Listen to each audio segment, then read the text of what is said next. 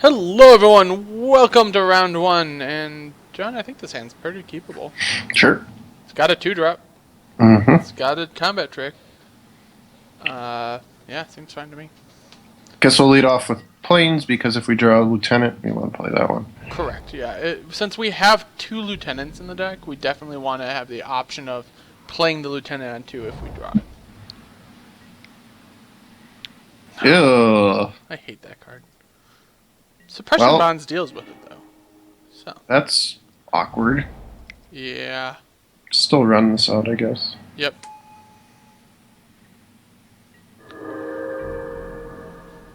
Gain some life, and, you know, worst case, I guess, Mighty Leap trades for a land. Yeah. Point. Brawler's Plate. Interesting. Let's get in there. Yep. Get in there, play Brawler's Plate, you know, all the good stuff. The issue is, now we gotta be careful what we try to equip Brawler's Plate to, because, well... Might just get blown out. Might just get blown out. Now, if he plays a guy this turn, though, then we could just equip Brawler's Plate, and then we're in good shape.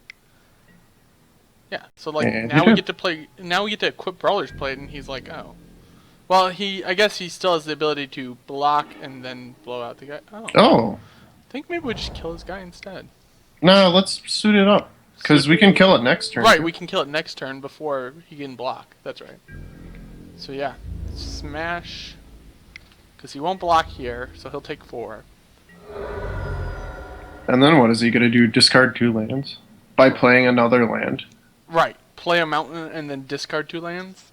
I mean... Seems really awkward. He could. He could, definitely. It's always a possibility.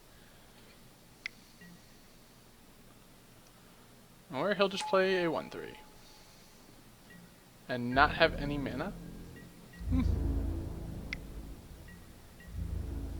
Okay, seems fine. Yeah. Yeah, you can have your renown trigger. I'll kill the guy anyways. Yeah. Unless I kill the flyer, but I think I kill that guy. Ooh. Oh, suppression bonds. Probably the first strike guy. Yeah, probably the first strike guy. Hits harder. Yeah, it does hit harder. And then we can always, like, suppression bonds or cruel revival that guy if he gets out of hand somehow. Right now, our opponent really does have to find a solution to our guy here, because otherwise this thing's just gonna kill him in 3 hits. Yup. Yay! Death by a 2/2. Core set formats. Yay, core set! We love core set! He might just have his own suppression bonds. But if he doesn't, yeah, this is just gonna get on my thing. Now, the interesting thing is, even if he has his own suppression bonds, do we actually care? Then he's wasting his... That does nothing. Sure, it's a 3/2. Yeah, but it's like, that does nothing. Is he setting up the double block here? At which point, do we get to blow him? Okay. Okay. I was like, at which point, do we just get to blow him the fuck out? Like, Yeah. no, he's not setting up the double block, he's setting up the chump block. There's a difference. I think I just suit up with an Infernal Scarring. Just go all in on a cleric. The cleric of power. This is a 2-drop format. This is a 2-drop format, and our 6/4 2/2 or 2-drop, our 6/4 2-drop is definitely getting there. Just trample. Yes, it does. Which means he has to chump block next turn. Right. Yeah. Yep. Or this turn. He has to chump this turn, and then he has to chump next turn. Still took 4. Still took 4. And even if he chumps with his Aven next turn, he still takes another 2 on top of that. And that's assuming we don't draw a land to kill the guy that's blocking with a Cruel Revival just to finish him off. Or we just suppression bonds this dude here. Right, we have all sorts of options. Our opponent's just like up shit creek without a paddle. Pretty much. He needs another mountain. I bet you his hand is like 3 plains, no mountains. I don't think so, because he missed a land drop on a turn. He might have just been saving it for Vortex. He might have. Let's just suppression bonds that thing and win. Attempt to win target game. His only out is Celestial Flare, I think. Right. Yay! We win with a 2/2! That was extremely awkward. Well, that happened. Alright, is Vortex good enough to bring in Ascetic? Enlightened Yeah. static. Maybe. I mean, we can suppression bonds the vortex. Like, if the game goes long and starts to get out of hand, we suppression bonds the vortex and it doesn't do anything. Maybe. What would we trade Ascetic for? Like, Anointer, maybe? Or one of the clerics? I kind of like the clerics. And I kind of like the Anointer because it allows our Council's Lieutenant to get through higher toughness guys. Mm-hmm. I could see maybe trading it for one of the Return Centaurs, but I don't really like that. Maybe for the Fetid Imp, but no, the Fetid Imp's just good. I think I like the deck as it is. Alright. I don't think we need it. I think if he plays that and the game goes long, we'll draw suppression bonds and we'll just say no, stop that shit. And he'll be like, aw, I have to stop that shit. Yep. That's the hand. It is a hand, and it might eventually do something. Battlefield Forge, how lucky. When did we move into standard? If he plays another Battlefield Forge, I'm calling a judge. Orc? Those things still exist, right? The orcs? I think so. Ew. Yeah, I hate that card. that's awkward, because we didn't get any of those. Card's way too good as a common. As a common, yeah, that card's definitely... I mean, I guess here we'll block and Mighty Leap. Yeah. Could get blown out by literally every card, but... But I think that's what we have to do. Or you could just sit back on Centaur. Or he'll just play a guy, and then we'll just be... Alright, fine. value. Yeah, we'll get all the value in the world by blocking and Mighty Leaping. This is why you play stuff post-combat. Yep. So that way, now we can know, hey, we're in the clear. Should give his guy +1/+1. Why? Because that trades. We don't I know. want to do that. John, don't What? suggest idiotic things. We should do that. Oh, Cleric. yeah, that seems alright. Doesn't really matter what land. I guess, no, it doesn't matter what land I play. Well, it does, because you could be holding up the +1/+1 in white. There's nothing in black. There's Touch of Moonglove, but it doesn't. Oh, do sure. It doesn't do anything versus that guy. So here's the question: do we chump block that thing so that way we can wait it next turn? I don't think so. Centaur will hold it back pretty well. Yeah, I think you're right. We're trading 3 for 3 at that point. Okay. Interesting. I think we still just take the 3. Yeah. Yet another card that's too good at common. Yeah, I mean, yeah, that card's pretty good. I'm not necessarily a super huge fan of it, but it's definitely a reasonably good card. So Centaur, mill ourselves, right? Yeah, of course. We have Revenant, we have Oromancer, we have everything.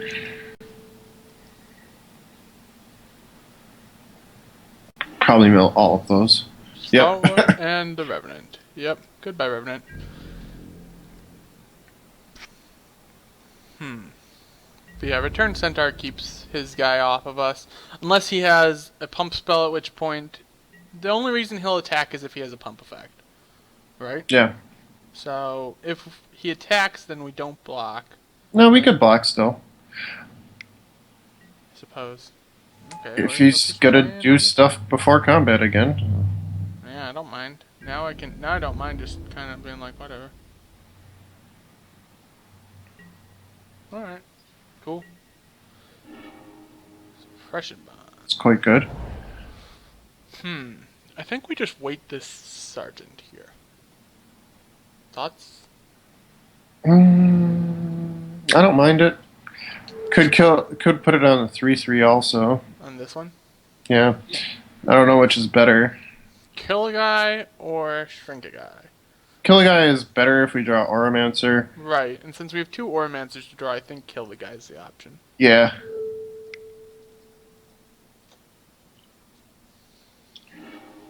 Here's that board stall we've been talking about. Yeah, board stalls are very common in this. Just like in the previous core set, board stall happens. You have to be ready for it.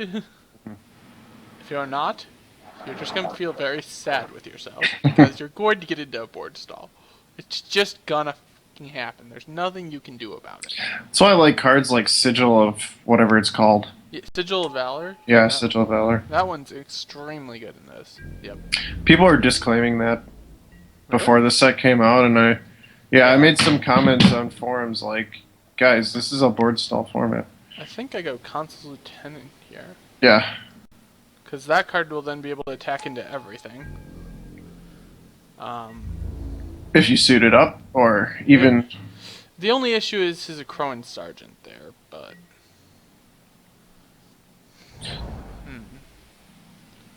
I can always Suppression Bonds the Crowan Sergeant, though. It is an option.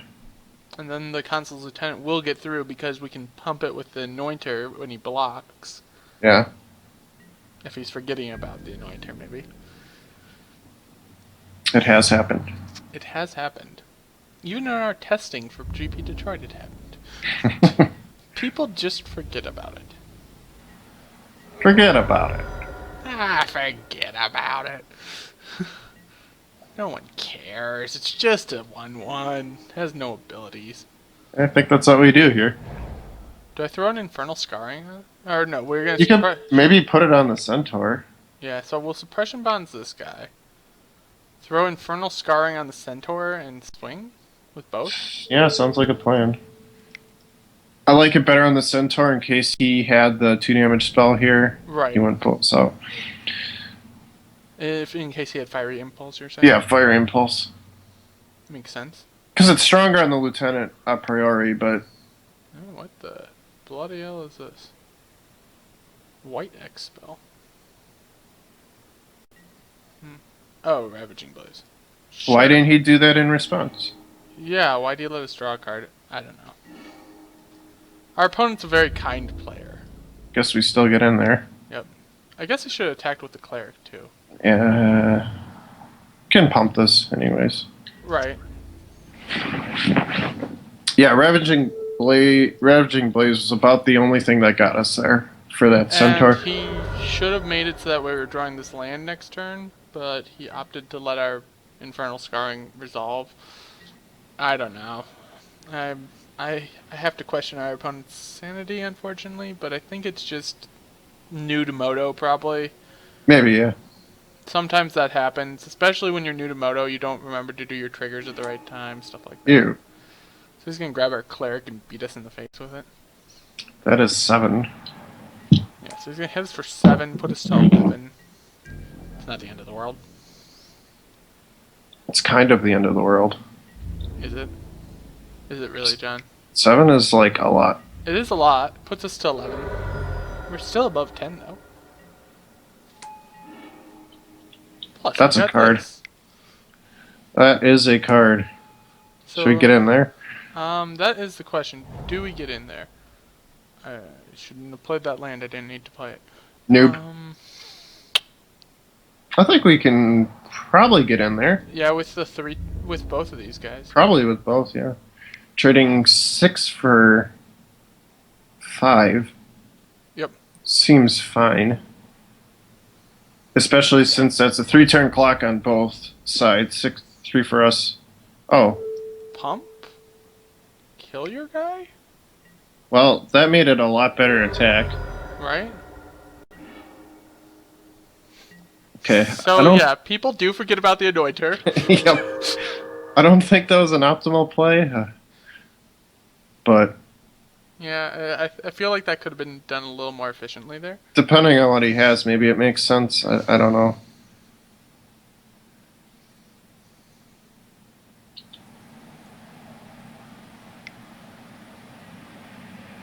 Starfield of Nyx. Does that do anything? No. No. Not a thing. But it looks cool. Mythic. It is a white mythic. Alright, he has to sit back. At which point we get to attack with both of these guys again. Yeah. Yep. And I mean, if he double blocks this guy with trades for something. What? Okay. Kill that. These guys will trade. Seems fine. Hmm. Okay.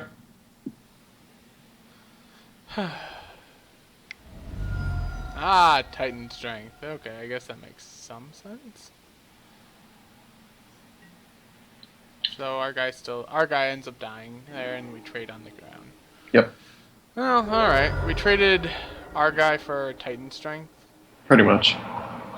It's a little underwhelming, but it's not the end of the world. We are in top deck mode. We're both. Everyone's in top deck mode. It's a hellbent game. If he attacks here, We block and trade in a heartbeat. do we? Yeah. I don't know. I think our guy might be better to trade with something bigger in the future. Yeah, it might be actually. I'm curious what the heck he's planning on doing with the Starfield Index. That. Turning that into a 1/1 when he hits 5 enchantments? Sure. Yep. Sure. That card is scary at this point. Oh, that's so good. That's pretty solid. Wow, is that good? I guess let's start trading damage back and forth, shall we? Let's get in there for 4. Block. Come on, block. No? Alright, fine. We'll still get in there for 4. Now he needs 2 lands. Yeah. Which, you know, since he's top decking, it's awkward for him.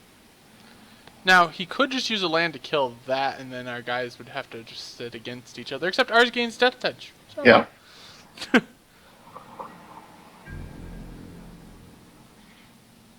So yeah, basically, he just has to go into race mode with us and just start trading damage back and forth. Mm-hmm. Which favors us, because we're clearly doing more damage, so, you know. Well, each land he does draw is 2 to the True. face. Oh, well, that's a card. That is a card. Goodbye.